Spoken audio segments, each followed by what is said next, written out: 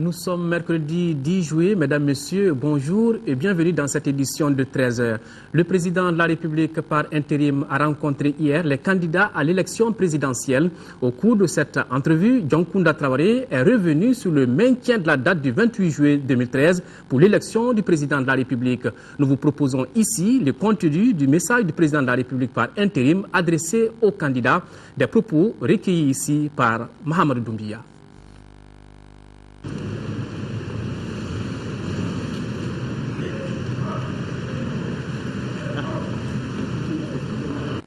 Je voudrais vous saluer et vous remercier. Mais que vous soyez venu est aussi et surtout la preuve d'un engagement politique qui vous honore. Au-delà, c'est le signe caractéristique de la grande nation que nous sommes. Une nation convalescente aujourd'hui, certes, mais qui ne tardera pas à récupérer toutes ses forces. Parce que vous êtes à son chevet. Parce que le peuple malien n'est pas un peuple à baisser les bras. Parce qu'enfin, nous ne sommes pas seuls. Des mains amies et fraternelles nous restent tendues de partout. Permettez à l'aîné que je suis de témoigner de votre souci pour ce pays. Pour beaucoup d'entre vous, je suis en mesure d'attester de vos ambitions, de vos rêves pour le Mali. Pour ce Mali qui peut plier, mais que rien ne peut briser. Toutes mes félicitations pour l'acte de candidature qui est en soi l'expression d'un devoir civique et qui aujourd'hui, je l'ai déjà dit, est l'expression d'une foi patriotique inébranlable. Mes encouragements sincères vont bien entendu à la seule femme candidate et au plus jeune candidat d'entre vous, candidat à l'élection présidentielle du 28 juillet. Il préfigure l'avenir et je ne doute pas qu'il y aura de plus en plus de femmes et de jeunes candidats à nos scrutins, au nom de la démocratie et au nom de l'arithmétique, tout simplement, car ces deux couches constituent l'écrasante majorité de notre population. Chère sœur qui n'est pas là et chers frères, vous êtes 28 à briguer la magistrature suprême de notre pays. Vous êtes tous des enfants de ce pays. Vous êtes tous valables. Le gouvernement vous doit l'équidistance et la neutralité. Et il observera scrupuleusement ce devoir. Le gagnant ou la gagnante sera celui ou celle qui aura réuni le plus de suffrages. Et les Maliens ne seront pas privés de leur vote dans un troisième tour de passe-passe ou de passe-droit. Nous ne tripatouillerons pas et nous ne laisserons pas tripatouiller. Vous pouvez en être certain. Mais il vous faudra à vous aussi, candidats, souscrire à la règle fondamentale de la démocratie, surtout en matière d'élection présidentielle, où il peut y avoir beaucoup d'appelés, mais un seul élu. En effet, seul l'un d'entre vous aura la lourde mission de conduire les destinées de notre pays pendant les 5 prochaines années. Sa tâche ne sera pas une sinécure. Au contraire, son mandat sera celui de tous les espoirs, de toutes les opportunités, il est vrai, mais aussi et surtout de toutes les contraintes et de tous les risques. Car s'il est sorti d'une grave crise de turbulence, le Mali, notre pays, est loin d'avoir résorbé sa crise. Cette crise dont nous avons vécu les effroyables manifestations au plan sécuritaire, institutionnel et humanitaire. Une crise qui a des racines profondes, touchant à la fois l'État et la société. C'est donc de refondation qu'il va s'agir. Et ce n'est pas une transition qui peut s'atteler à cette tâche. Et c'est pourquoi nous avons pensé qu'il fallait aller aux élections le plus tôt possible pour permettre à un régime élu, disposant de plus de temps, pour apporter les solutions qu'il faut aux problèmes qui sont à la base de cette crise. Mes chers frères, mes chères sœurs, c'est fort de cette profonde conviction que le gouvernement du Mali et moi-même avons décidé en toute indépendance et en toute souveraineté de fixer la date du premier tour de l'élection présidentielle au 28 juillet prochain. Ce faisant, nous savions que nous engagions un véritable pari. Mais nous savions aussi que ce challenge n'était pas au-dessus des capacités du peuple malien. Nous savions aussi pouvoir compter sur l'accompagnement de tous ceux qui nous ont aidés à libérer notre pays et qui demeurent mobilisés pour nous accompagner dans notre retour à une vie constitutionnelle normale. Jamais, en effet, le Mali n'a reçu autant d'aide et de promesses d'aide qu'à la table ronde de Bruxelles le 15 mai dernier. Et tout cela au nom des urgences à relever. Urgence d'une meilleure gouvernance. Urgence d'une stratégie de défense et de sécurité à même de relever les défis sécuritaires nouveaux et les défis d'une armée républicaine. Urgence d'asseoir des légitimités, surtout celle des élus. Urgence de plus de justice. Urgence de plus de connaissances et d'emploi. Urgence, en un mot, de plus de développement. Le volontarisme du gouvernement ne l'a cependant jamais aveuglé. Nous savons les problèmes posés par les délais prescrits. Surtout que ces élections induisent une dose d'innovation que les électeurs doivent s'approprier et qu'elles se déroulent dans un contexte politique et sécuritaire inédit dans notre pays. Croyez bien que tout ne fut pas linéaire, que tout ne fut pas facile. Nous avons eu nos moments de doute, mais mesurant à chaque fois ce que nous gagnions en allant aux élections et ce que nous perdrions en n'y allant pas, nous avons maintenu l'échéance du 28 juillet.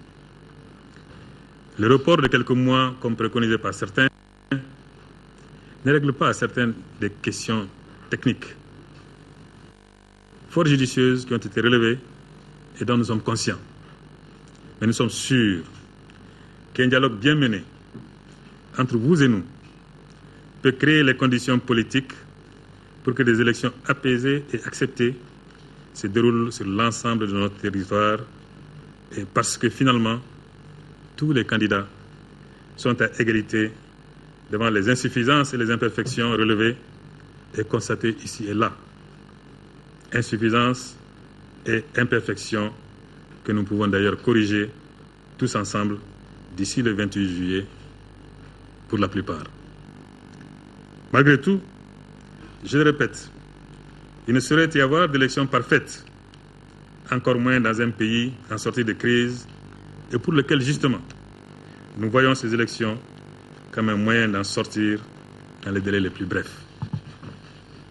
J'ai conscience des difficultés et le gouvernement a conscience de ces difficultés. Mais j'ai la conviction, d'abord, que des élections transparentes et sincères peuvent être organisées le 28 juillet avec le concours de chacun et de tous. J'ai ensuite la conviction que les imperfections du processus électoral peuvent être compensées par l'esprit civique et le sens patriotique des candidats et des électeurs. Vous êtes des patriotes, vous êtes des gens d'honneur. Je n'ai aucun doute que vous mesurez les enjeux du Mali et que vous serez à la hauteur des attentes que nous ne pouvons pas ne pas placer en vous. Bonne chance à vous tous et à vous toutes. Vive la démocratie et vive le Mali.